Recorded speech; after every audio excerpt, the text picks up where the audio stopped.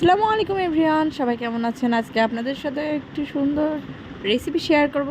আর এই রেসিপিটা ট্রাই করলে আপনাদের অনেক উপকার হবে আর কি, মানে রান্নাটা বেশ ভালো লাগবে। তো রেসিপিটা কি সেটা জেনে নেওয়া যাক, চলুন।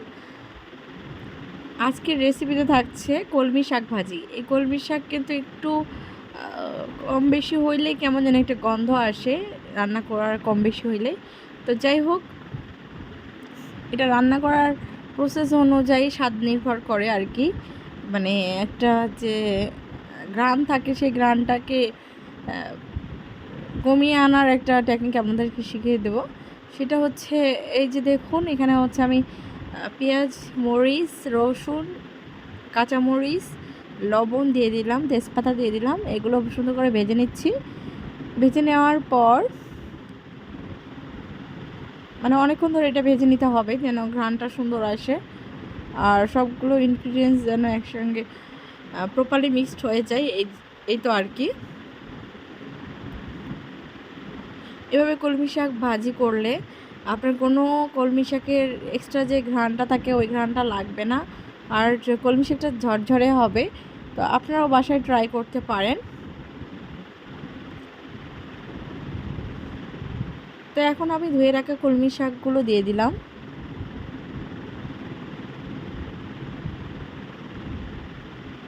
এগুলো আমি সুন্দর করে ধুয়ে নিয়েছি।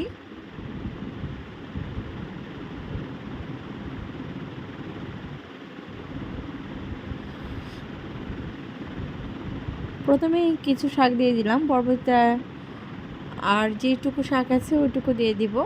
প্রথমে আমি এটাকে আগে মানে মিক্সিং করে নিচ্ছি যাতে আমার নাড়াচাড়া করতে সুবিধের হয়। আর আমি ফ্রাই প্যান নিয়েছিলাম, এই জন্য আর কি এভাবে রান্না করতে হয়েছে আমাকে। আপনারা বড় ফ্রাই মানে প্যান নিলেও পারবেন। আর হচ্ছে এখানে আমি আরও বাকিটা দিয়ে দিলাম।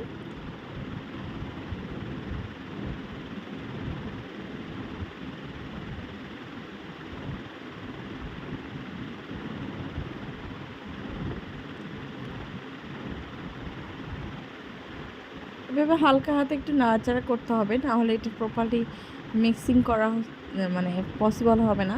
তো এই জন্য এখানে হচ্ছে ভালো মতো করে একটু নাড়াচাড়া করতেছি। আর নিচে অলরেডি দেখুন শাকের পানি বাইর হয়ে গেছে।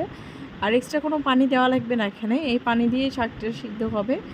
তো এখানে হচ্ছে আমি ভালো করে প্রসেস করতেছি আর কি।